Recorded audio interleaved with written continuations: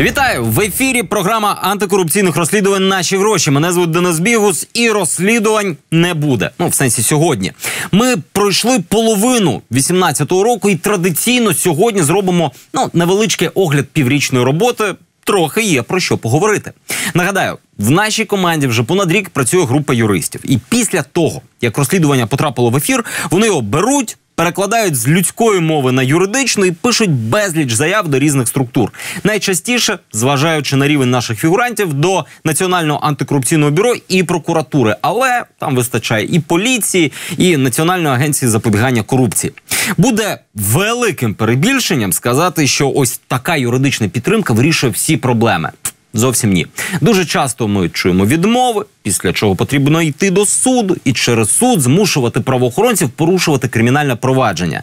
Це нам і вам має натякнути, з яким ентузіазмом вони його потім розслідують. Але менше з тим. Коли юристи цього не робили, взагалі нічого не відбувалось. А тепер завдяки їх роботі є 70 кримінальних проваджень. 70 вже не журналістських, а офіційних розслідувань.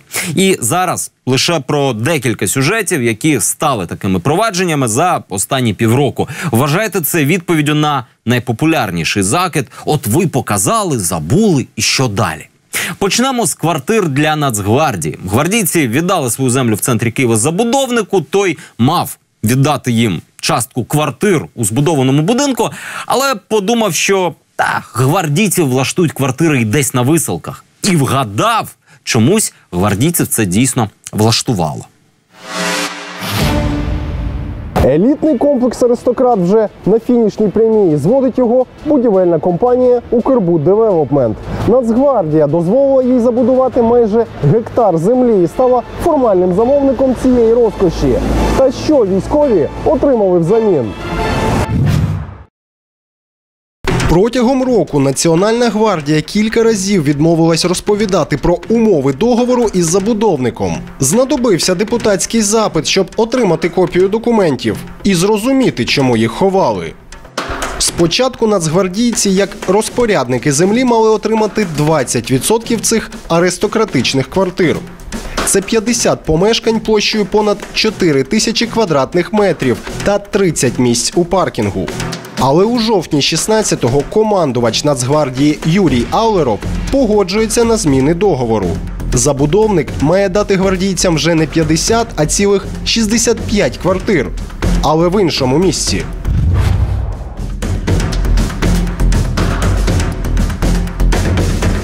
Хвилин 10 лісом і ви вже не в Києві. Це вулиця Бориспільська і знаходиться вона, м'яко кажучи, не в центрі. Серед розваг тут бронетанковий завод, піша прогулянка до метро і все. Саме тут розташований житловий комплекс «Оберіг», і це в ньому житимуть нацгвардійці замість Печерська. Експерт з містобудування Георгій Могильний вже декілька років стежить за подібними схемами. Він каже, навіть неозброєним оком видно, що обмін нерівноцінний. Різниця – 110 мільйонів гривень.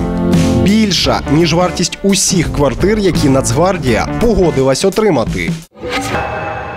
Простіше кажучи, керівник Нацгвардії обміняв квартир на 200 мільйонів гривень на квартири ціною у 100 мільйонів. Це одна з найбезглуздіших угод, які я коли-небудь зустрічав. Про жодні наслідки особисто для Аулерова я щось донині так і не почув. Він досі керує Нацгвардією, але за 2, здається, тижні після ефіру розслідування по цій справі почало НАБУ. 100 мільйонів збитків – не жарти. Трохи більше цікавості Міністерство оборони виявило у іншій справі, теж про квартири. Військова служба транспорту віддала забудовнику цілий квартал своєї землі під будівництво житла. За програмою «Житло для військових». Щоправда, військовим там дісталося аж 3% квартир. На землі військових виросте 10 будинків по 25 поверхів. Цілий квартал із паркінгами, зоною барбекю та спортзалами. Загалом на 8 гектарах землі розмістять 4,5 тисячі квартир. З них військові отримають менше 4%. Втім, у керівника спецтрансслужби генерала Миколи Малькова своя логіка. Він би, може, і взагалі землю просто так віддав. аби тільки не підмітати. А что отличие військовой частины СМЕРШ? Когда у меня сейчас там на довольстве стоит 100 человек, а территория, 14 гектар, кто ее убирать будет? Практично одразу міністр заявив, що вимагатиме переглянути угоду. НАБУ того ж місяця порушило справу. Тут, звісно, песимістична частина мене мусить сказати, що обидві реакції були ще у квітні, і жодних новин поки що немає. Але оптимістична частина теж влізе і скаже, що це доволі тривалі процеси, і, можливо, вже в новорічних підсумках через півроку буде остаточний результат, хоча б за зміною договору. Національне агентство з питань запобігання корупції після публікації розслідування про закупівлю футбольних полів Федерацією футболу України повідомило про повну перевірку декларації голови цієї федерації Андрія Павелка. Федерація організувала закупівлю штучних газонів для спортивних майданчиків по всій країні. І всі технічні умови виписали під свою фірму. Мы действительно благодарны нашим партнерам, спонсорам, ну и, конечно же, УЕФА и ФИФА за то, что мы смогли, не привлекая бюджетных средств, не привлекая кредитных средств, построить своє производство. На будівництво заводу пішло майже 8 мільйонів євро з програми «Хет-трик УЄФА». За ці гроші можна було покрити травою понад 5000 полів з міні-футболу.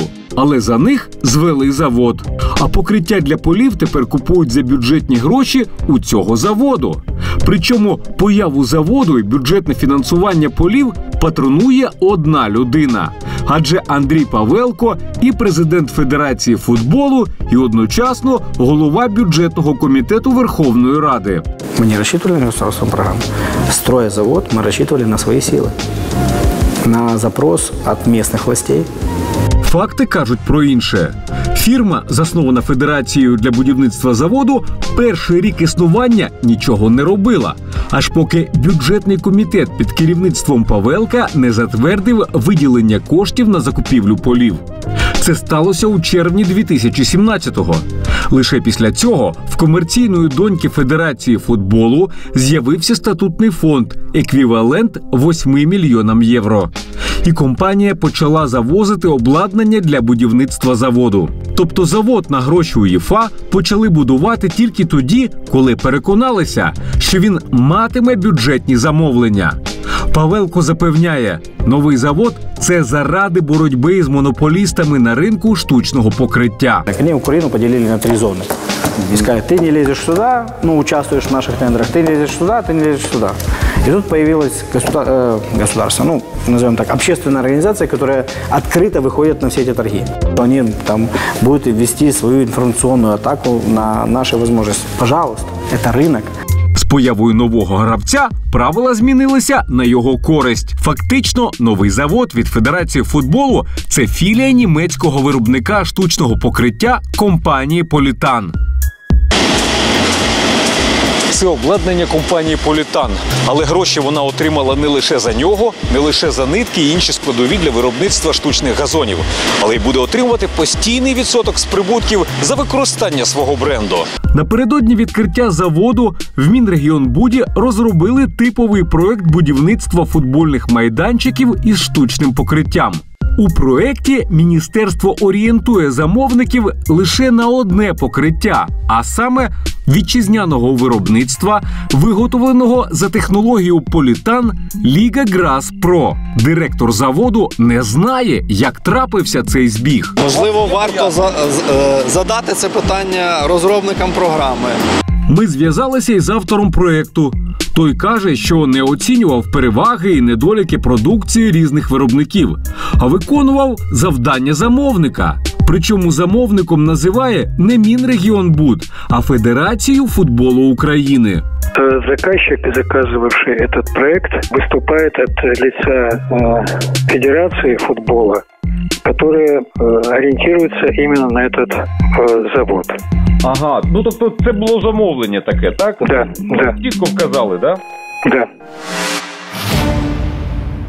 Тут я додам, що за ефективністю звернень НАЗК посідає десь останнє місце. А якби було місце ще нижче, то воно було б там. Втім, до цього розслідування підключилось і НАБУ. Одне з найгучніших розслідувань нашої програми – розпил родовищ літію по всій Україні перетворилось не лише у палку заяву Гройсмана про «дослідимо і не допустимо», а й в кримінальне провадження Генпрокуратури щодо замаху на привласнення корисних копалин в особливо великих розмірах. Справу порушили і щодо компанії, яка отримала дозволи на розробку літію, і стосовно чиновників служби Держгеології, які цим дозволам посприяли. Тарас Ігнащенко цікавий не лише тим, що його, тепер вже ми знаємо точно, компанія без ліцензій отримала літій. Цей молодий і непублічний бізнесмен тісно пов'язаний з людьми значно відомішими. Саме тими, хто за своїм масштабом міг би провернути оборудку розміру третини літієвих запасів країни. Людина, яка вийде з «Інфініті» – Ігнащенко. Але не Тарас. Це його батько. Радник міністра енергетики Володимир Ігнащенко. Володимир Ігнащенко за часів Януковича був радником міністра екології Едуарда Ставицького. Віддав питаннями надр. З 17-го року радник Ігоря Насалика. Ігнащенко чи не щодня в міністерстві вирішує офіційні питання і не лише офіційні. Раніше, у 16-му році, колеги зафіксували Ігнащенка в аеропорту з бізнес-партнером президента, нардепом Ігорем Кононенком. Ігнащенко і Кононенко навіть прописані у сусідніх квартирах. Але говорити про сусіда і його любов до літію Кононенко не любить. Питання щодо літію. Ваше оточення планує добувати літій? Я не маю до цього ніякого відношення. А Володимир ви заважаєте. Володимир Ігнащенко, він хто такий? Ви його знаєте? Які у вас взаємини з Володимиром Ігнащенком? Я вже вам відповів на це питання. Родина Ігнащенків глибоко інтегрована в президентське оточення. Поки старшого фіксують з Ігорем Кононенком, молодший Ігнащенко веде бізнес з Ігорем Гладковським. Сином першого заступника секретаря Ради нацбезпеки і оборони, бізнес-партнера Петра Порошенка. Ви працюєте помічником пана міністра, так? Скажіть, будь ласка, чим займається ваш син? Я перепрошую, я з вами не збираюся нічого. У нього є компанія Петра Консалтинг? Ну, будь ласка, поділіть нам декілька хвилин. Пане Володимире, ви тікаєте. Пане Володимире, декілька хвилин. Чим займається ваш син? Скажіть, будь ласка, в нього є компанія? Ви допомагали йому отримати спецдозвіл? Сину Ігнащенка пощастило. Компанія Петро Консалтинг, якою він керує, отримала спецдозвіл на видобуток літію без будь-якого конкурсу. Ось на це розслідування я особисто покладаю дуже великі надії, тому що, давайте відверто, жоден сюжет, не знаю, про квартирки, машинки чиновників за важливістю та потенційними втратами не порівняти з втратою родовищ по всій країні. НАБУ доєднало до вже існуючого провадження щодо заступника голови адміністрації президента наше розслідування. Нагадаю, у декларації Олексія Філатова не потрапила його цивільна дружина. І це не просто якісь родинні справи. Адже пані Бабич, власниця юридичної компанії, яка стрімко стала мало не монополістом. З декларації Олексія Філатова випливає, що в нього немає ані дружини, ані дітей. Хоча він з юристкою Анною Бабич виховують 10-місячного сина. У квартирі Філатова на Печерську фото жінки консьєрж впізнає без роздумів. 40-ва квартира, Анна Бабич документи передати. Я правильно прийшла чи ні? Що ви кажете? Правильно прийшла. Мені просто сказали особисто в руки і дали фотку. Можна я вам покажу, щоб ви точно сказали, це вона чи ні?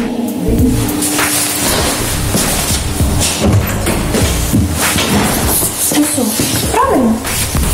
Так. Ага, я зрозуміла, що неправильно прийшли, але зараз її немає. Виходить, заступник голови адміністрації президента Олексій Філатов не задекларував цивільну дружину та новонароджену дитину. Ви у цивільному шлюбі з партнером юридичної фірми «Екво» Анною Бабич. І ви це не декларуєте. Чому? Я декларую все, що я маю декларувати відповідно до законодавства. Законодавство зобов'язує декларувати родину. Членами сім'ї являються не тільки особи, які перебувають в зареєстрованому шлюбі, а також ті особи, які в шлюбі зареєстрованому не перебувають, але ведуть спільне господарство, мають спільні права та обов'язки, проживають спільно. Навряд досвідчений юрист Олексій Філатов не знав, що декларувати членів сім'ї потрібно, тож мають бути певні мотиви, аби не згадати про сім'ю в декларації. Разом з Анною Бабіч туди мало потрапити і місце її роботи – компанія «Екво». Можливо, питання в ній? У 2014-му Олексій Філатов пішов з Киселів в адміністрацію президента заступником Бориса Лошкіна. І Анна Бабич разом із кількома колегами теж пішли з компанії «Василь Кисіль і партнери». Створили власну юридичну фірму «Екво». Це сталося через 2 дні після призначення Олексія Філатова на Банкову. Одразу ж отримала вигідний субпідряд «Нафтогазу» і швидко стала консультувати клієнтів антимонопольного комітету. Так, в мене немає шансів перерахувати все. За півроку наша юридична команда із за нашими і за чужими розслідуваннями написала понад 400 заяв. 75 з них перетворились на кримінальні провадження або тендерні зміни. Тому далі зовсім коротко. Прокуратура вимагає 8 років для фігуранта нашого розслідування про розпил на залізниці. Завершено розслідування проти судді, який проховав квартири в центрі. Нарешті дійшла до обшуків справа щодо бізнесу нардепа Ляшківця. Тендерів наскасовували на 40 мільйонів в останні місяці. Кожна 7-ма заява наших юристів, кожен 3-й сюжет в нашому ефірі перетворюється на офіційні розслідування. І якщо вам здається, що я це кажу повихвалятись, то... ну так. Але це ще й гарний привід нагадати, що якщо ви хочете подібного результату для вашої громадської діяльності або журналістської діяльності, де б ви не знаходились, ким би ви не були, напишіть нашим юристам. Ми зараз працюємо з 500 організацій та активістів по всій країні. Долучайтесь. Ну і додамо трохи веселого. Кожного дня, кожної зйомки автори розслідувань в нашому ефірі чують широкий спектр того, що фігуранти вважають креативними поясненнями, а ми назвемо це тупими відмазками. Інколи вони потрапляють до ефіру, інколи настільки ні про що ми їх вирізаємо, але зараз будуть виключно ось вони. Спроби відкараскатись від журналіста. Отож.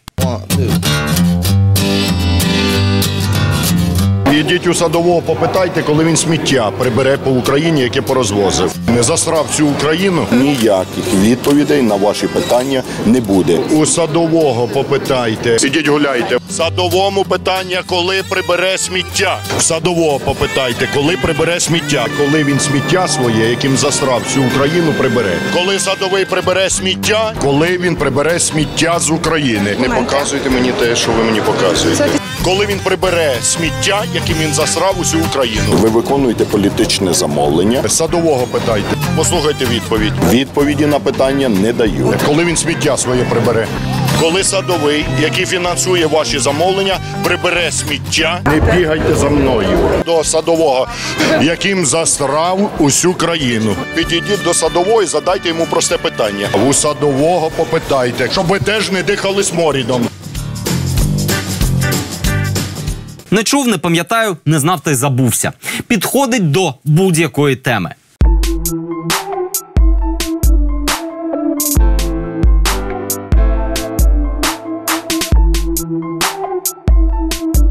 Мені невідома ця інформація. Не треба рахувати чужі гроші. Не знаю. Дуже важко подати від нас. Я не розумію, про що ви говорите. Я не буду говорити кого, що, хто. Я не пам'ятаю. Не знаю. Все офіційно, закрито, все офіційно. Це особисте питання. Не обов'язаний вчитуватися перед вами. Я не маю до цього ніякого відношення. Вибачте. Я не знаю. Я не пам'ятаю. Я не знаю, з ким я зустрічаюсь. Всього доброго.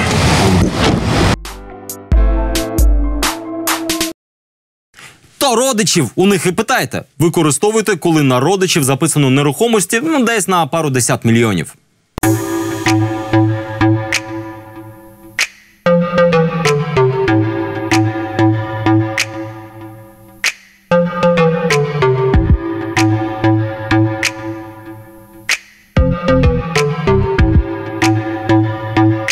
Вона ваша теща. А звідки в неї таке майно? Я не маю відношення до цього. Мазераті, земля на $250 000, будинок величезний будується на Дніпрі.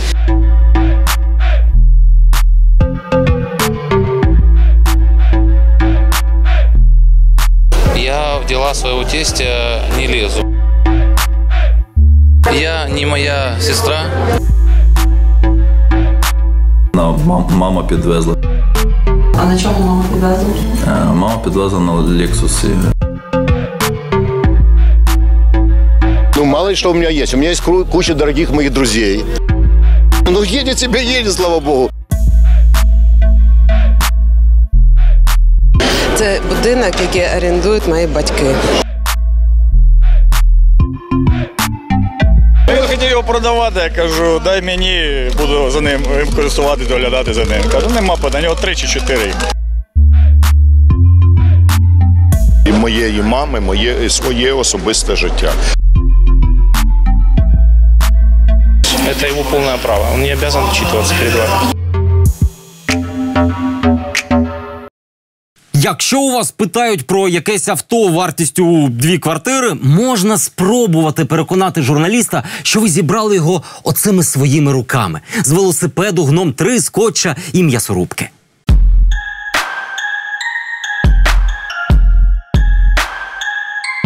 Це не дисконт, це була поломаний автомобіль. Придбаний, пошкоджений. Вона майже не на ходу була. Коробка не працювала, двигун. Переходимо до серйозного. Коли розслідування не про квартири, машини, а про зроблену роботу, то вмикайте, колись би, може, побачимо щось. Не дозволимо монополізму на ринку. Яким чином? Побачимо. Треба менше розказувати про плани. Не можу точно. Ви ж маєте вивчити? Так от я голосую багато чого просто. Хорошо бы, чтобы все делали все, что нужно. Но так бывает только в сказке. Побачимо.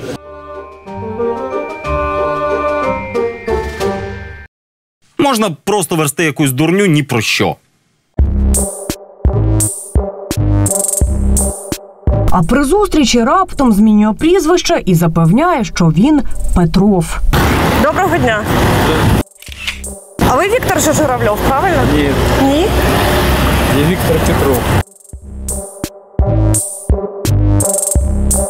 Як завжди, да? За гамно какое-нибудь, прошу. Скажіть мені, у вас задача якийсь компромат на мене знайти? Оця рубльовська мафія, користуючись корумпованими журналістами, Я взагалі гіпертонік. час від часу на мене веде медійні атаки. Ви мені чим зайняті?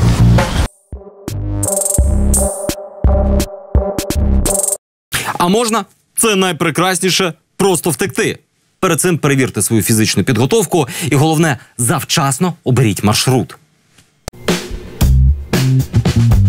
Скажіть, ви реалізували своє право викупу частки в компанії УНЛ?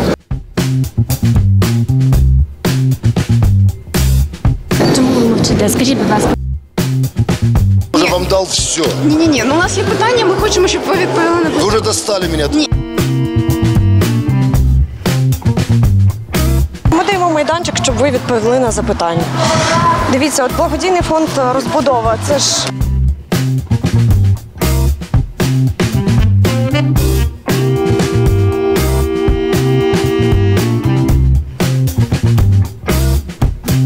Скажіть, будь ласка, він...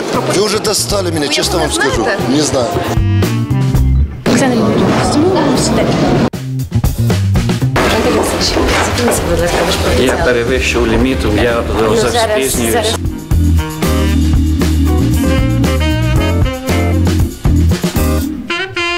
Я не розумію, чому ви так себе поводите.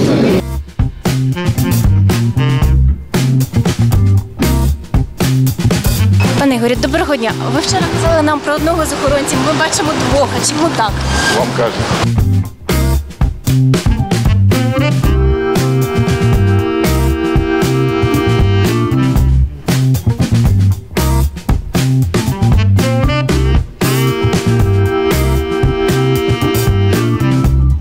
Ви ведете себе абсолютно якось безглуздо, принаймні, мені так видається. Абсурдні запитання просто.